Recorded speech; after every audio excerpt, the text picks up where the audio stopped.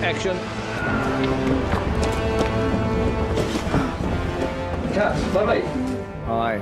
Welcome to our new blog.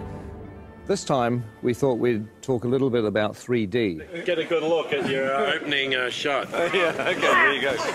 Just arm in a little closer. Just watch your back.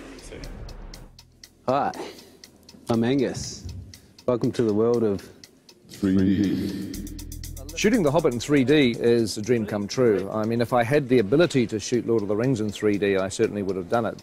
What I actually did on The Lord of the Rings is I had a 3D camera taking 3D photographs. Hopefully, one day, maybe even on 3D Blu-ray, we might be able to actually show you some of the 3D photos from 10 or 12 years ago. It's 3D and I've got reading glasses, it's all good. But now, the reality is that it's not that difficult to shoot in 3D.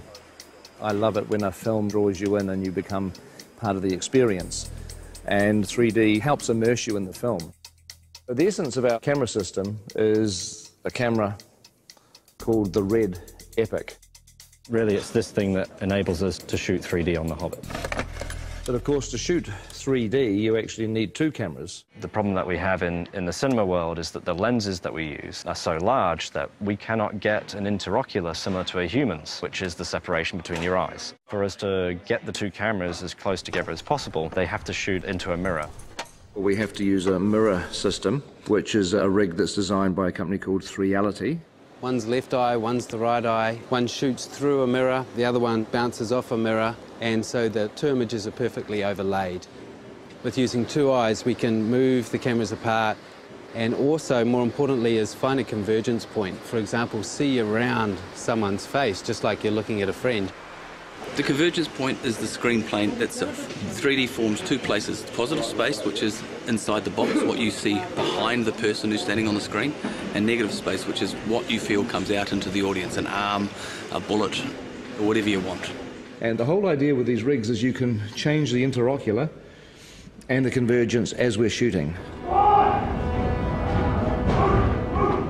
We can see that separation on a 2D screen with a left and a right eye overlay. So we can do this live throughout a shot, changing our 3D effect the whole way through. Roll sound. We're watching the movie in 3D as we make it. That looks so good. You almost feel like you're in it. A lot of people have an image of 3D being big and cumbersome, and that's true. But we've got a lot of different rigs that we've built for different purposes. It's actually easier in this weird 3D world to have different camera systems for different uses. So this is a camera that we built to go on a crane that can move around and it never comes off the crane. This is the TS5 in a handheld mode. It's our main workhorse camera. It's light, it's small, so it allows Peter to get into very tight, narrow corridors and caves as if he would with a 2D camera. Oh, yes, yes, yes. You know, mobile camera work has always been very important for the films that I've made, and the last thing I wanted to do when we went to 3D was to restrict or change the shooting style. So with the camera doing the help as well, you don't need me to do much. It was very important for The Hobbit that we feel like the same filmmakers have gone back into Middle-earth to tell a new story. We're shooting at the same speed as you'd shoot 2D. Dollies, cranes, Steadicam, we put it on the shoulder and we shoot handheld. The same as we would always shoot a movie. Of course, once you've got 3 or 4 cameras for main unit, you need 3 or 4 cameras for second unit, which is 8 cameras, which is really 16 cameras. This is the world of the Hobbit camera department. We have 48 Red Epic cameras, and they're on 17 3D rigs. This one's called Walter, which was my grandfather. This one's Ronald, my uncle. Emily was Fran's grandmother. Perkins was actually Fran's dog. Witchy Poo, Frank, Bill is my dad. Fergus is the name of one of our pugs. Tricky Woo, that's the name of Pekingese. Stan is another one of our pugs. There's cameras called John and Paul, George and Ringo, who are not relations of mine. Are we having fun? Yay! We're not shooting film, we shoot digitally. We shoot onto these cards, which slot in the side of the camera. And each one of these is 128 gig. On top of that, you're shooting at 5K resolution. A very sharp, clear image. Needs like a chart, but you know, like 5K's there, 4K's about there, and then your 1080 home TV is down here. So It gives you sort of an idea of the amount of information that we're actually capturing on these. Let's do another one of those. 48 frames, yes. Yep. We're shooting the Hobbit at a higher frame rate at 48 frames per second, which is twice the normal 24 frames. The human eye sees 60 frames a second, so 48 frames is more of a natural progression toward giving the viewer what they would actually see in the real world. The people who have seen scenes of The Hobbit at 48 frames a second often say that it's like the back of the cinema has had a hole cut out of it where the screen is, and you're actually looking into the real world. Once you add stereo, and it gives you that extra ability to control depth, you can devise ways in which it can become part of the storytelling of the film. For instance, in Mirkwood, we really play on the fact that it's a forest that's kind of hallucinogenic almost. It draws you in. It makes you part of it, and you may never get out. What we want is just to stay where you are and then... Stay back! Stay where you are! Mirkwood is a big forest, and it's full of vines and sinister-looking trees, I suppose you say. It has a lot of things hanging down, a lot of things coming from all sorts of angles, and it helps us with the 3D to be able to push into that and try and get the audience to feel that they're actually trying to move into the forest with the cameras and give it that dark and look over your shoulder feeling.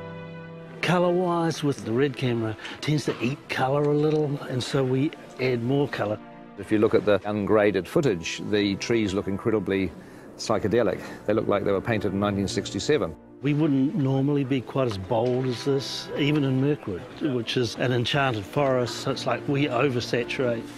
Look! In the movie, they won't look anything like that. They'll be graded down, and you'll just get the barest hint of colour in the finished film. They're coming back!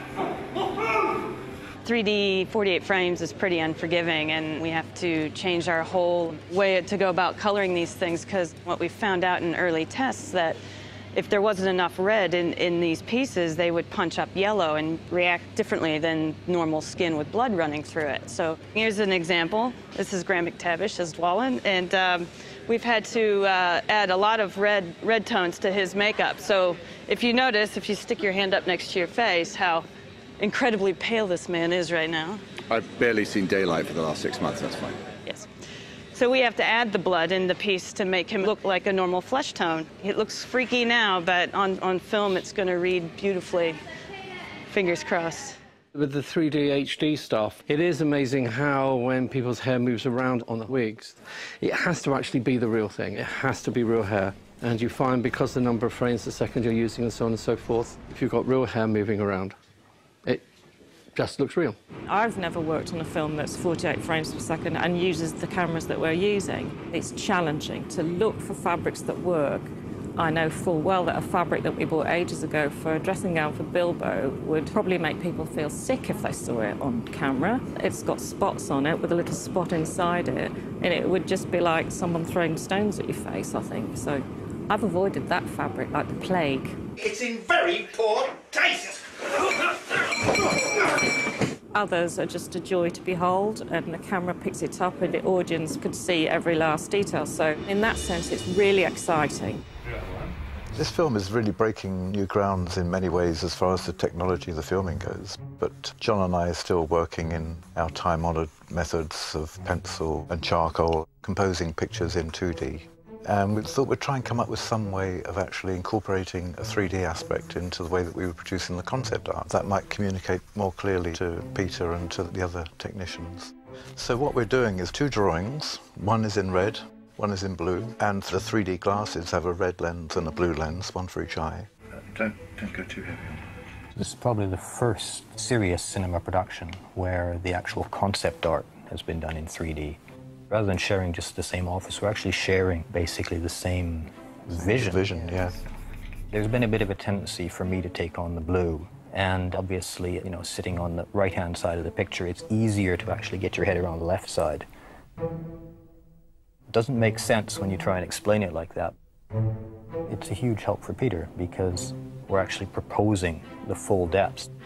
I mean, it means Peter has to wear glasses when he looks at our art, but... Yeah. My God, coming at you, look at that. Whoa! If you happen to have a pair of glasses like these at home, you should be able to see the artwork in 3D. You look great. Very three-dimensional. You've definitely improved. I know.